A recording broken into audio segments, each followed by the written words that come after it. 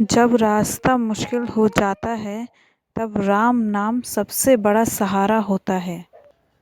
इसी पे आधारित एक कहानी सुनाती हूँ मैं आपको। एक छोटा सा गांव था जहाँ एक साधारण किसान परिवार रहता था।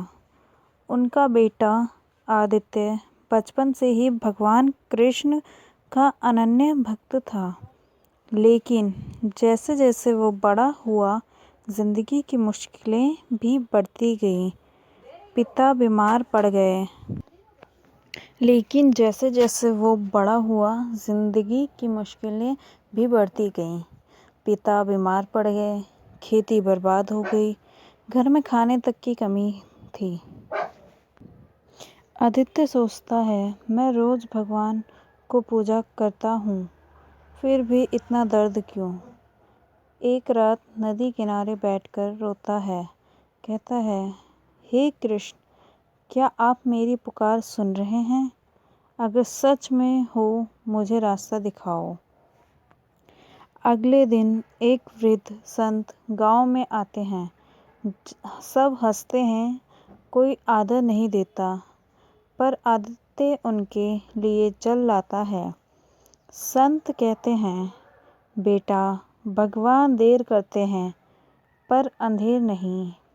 तुम्हारी पुकार सुनी गई है, लेकिन पहले तुमको खुद को बदलना होगा। तुम्हें एक ज्ञान अवश्य होना चाहिए। कर्म, धैर्य और भक्ति की शक्ति में बहुत ताकत होती है। आदित्य रोज सुबह दीपक जलाकर कृष्ण भजन करता है। वो हार नहीं मानता। संघर्ष के बावजूद गांव वालों की मदद करने लगता है। धीरे धीरे खेती में थोड़ा सुधार, लोगों का विश्वास लौटने लगता है। संत फिर आते हैं और कहते हैं, अब तुमने भगवान को नहीं पुकारा? भगवान ने तुम्हें पुकारा है। एक दिन अचानक बरसात होती है और खेत हरे हो जाते हैं। आदित्य को शहर में नौकरी का अवसर मिलता है। घर की स्थिति सुधरती है। गांव में लोग कहते हैं, उसका भाग्य नहीं बदला, उसकी भक्ति बदली। अगर आप भी किसी कठिन दौर से गुजर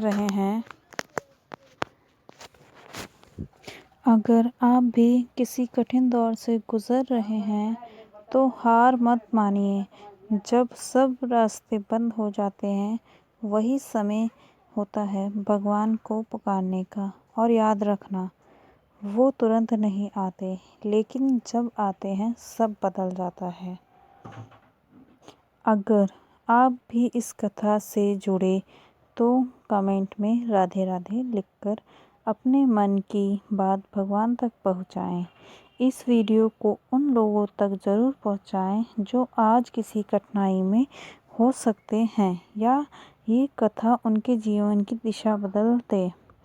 राधे राधे।